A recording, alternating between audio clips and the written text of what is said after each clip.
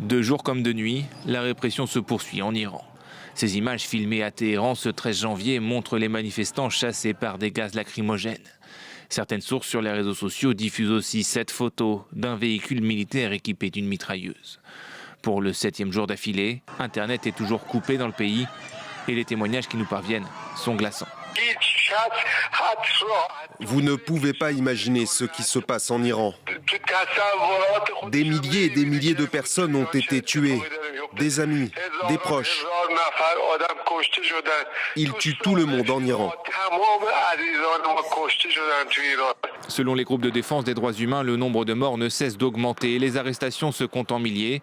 Le pouvoir iranien accentue la pression. Il accuse les manifestants d'actes terroristes et promet des procès rapides.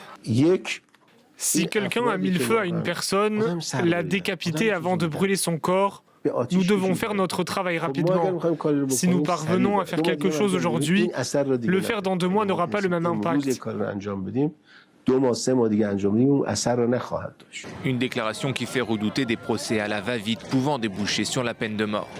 L'exécution des manifestants par le régime est une ligne rouge pour les États-Unis.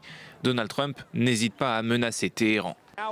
Nous apprenons que le régime iranien va commencer à pendre des manifestants. Franchissent-ils votre ligne rouge ou la ligne rouge a-t-elle bougé? Nous agirons de manière très forte s'ils font une chose pareille. Nous agirons de manière très forte. Malgré ces déclarations, les intentions du président américain restent floues. Ce n'est pas la première fois qu'il menace d'intervenir militairement depuis le début du mouvement, sans pour autant mettre ses menaces à exécution. Pour l'heure, Washington se contente d'appeler ses ressortissants à quitter rapidement l'Iran.